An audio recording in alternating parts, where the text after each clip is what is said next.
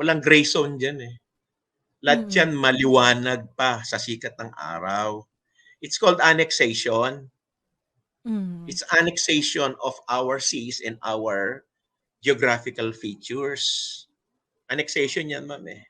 Next slide po. So, ang DFA, yan ang sinabi niya, that we act like owners of our legal, internationally recognized maritime territory. Sabi ko nga, tatag! Pag nagpaparada yung mga kadete sa PMA, merong ganyang order eh. Tatag, ibig sabihin, huwag kang kikilos, diyan ka lang. So, yun mang tatag yan. Next po. And then, may article dito, ma'am. Ito, ma'am, yung naka-red na rectangle.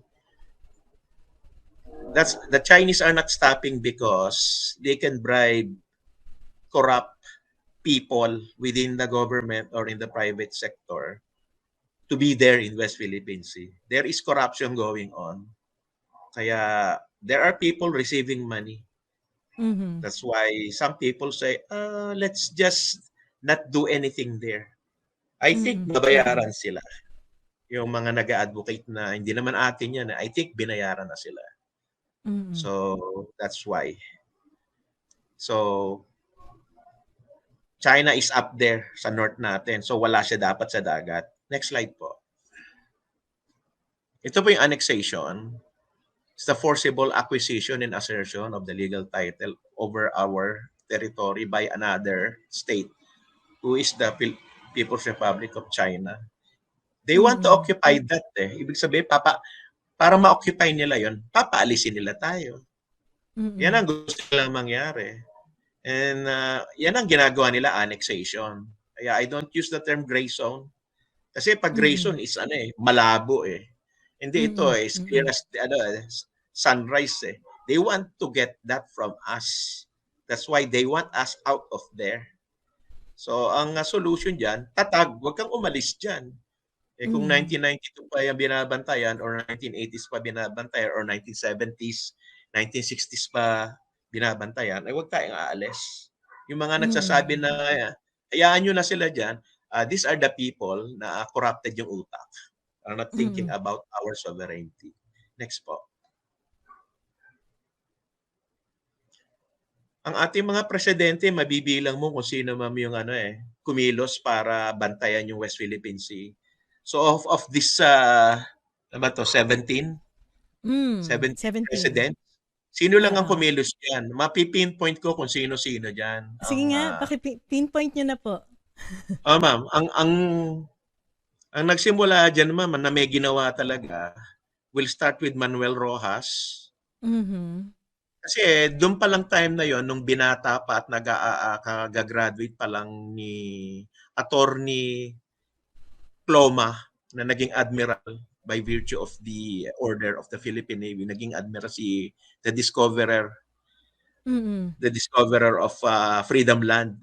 Kinausap niya na si President Manuel Rojas, nilapitan niya si President Elpidio Quirino, kinausap si Secretary of National Defense na naging presidente Ramon Magsaysay, Carlos Garcia, kinausap din ni Admiral Ploma, si Diosdado Macapagal kinausap, at ang time ni Presidente Ferdinand Marcos Sr., diyan na pumunta ang mga sundalo natin, ma'am, hanggang sa nagpatuloy. Kasi pagka-graduate ko, ma'am, nung class of 1998 sa APMA, ang aming presiding Commander-in-Chief na nandun si President Cory Aquino. Nagbabantay na yung Philippine Navy doon at mas umigting pa nung time ni President Fidel Ramos.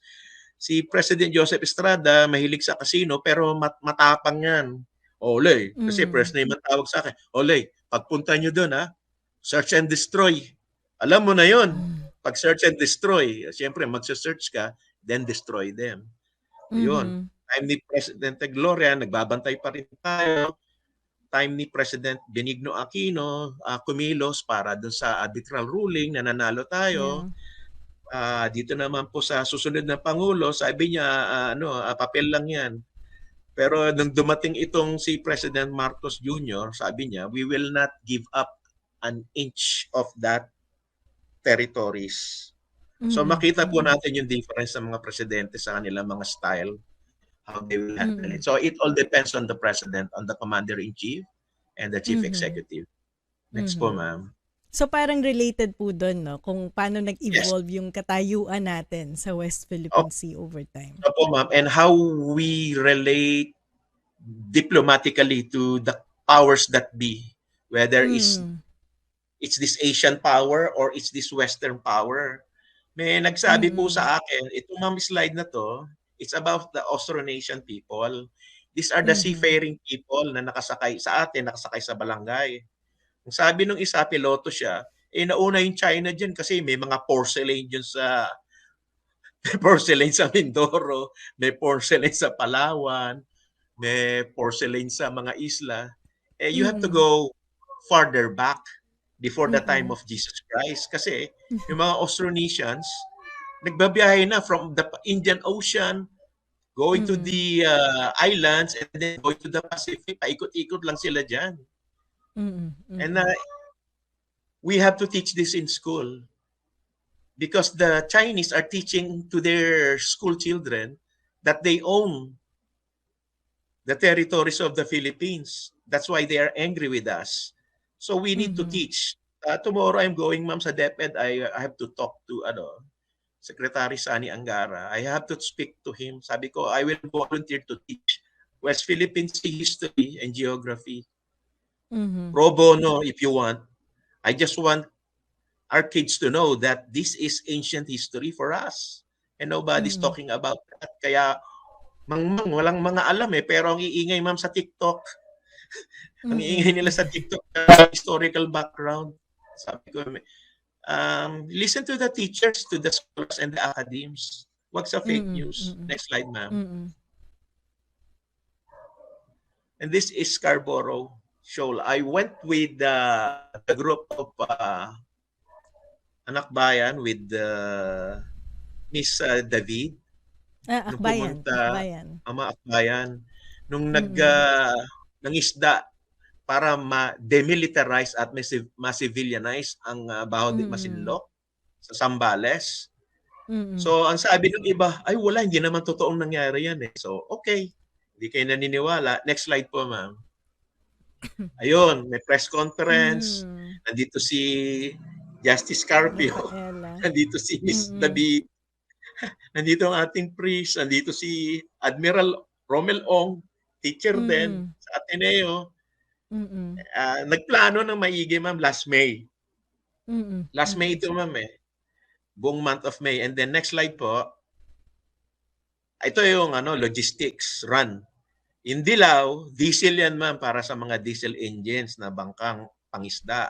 Yung blue, that Mm. is gasolina kasi para gasoline engine naman. Next slide po, ma'am. Ayun. Pagdating doon sa gitna, sinasalubong na sila ng mga mangingisda natin from Zambales and Bataan and Pangasinan. Tapos abutan nila ang tawag nila diyan sa Dilao, ma'am, jerrycan. Mm. Jerrycan. Oo. Sa Caribbean, tawag nila cherry can kasi kulay cherry naman sa kanila, hindi dilaw. Sa Mm. African, tawag nila jerry can din, ma'am. Mm. So, next slide po.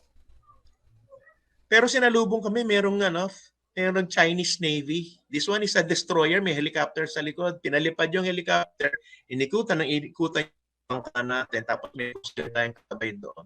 Paikot-ikot ng intimidation ba? Hindi naman kami aalis kasi mangingisda lang kami, daylight pa.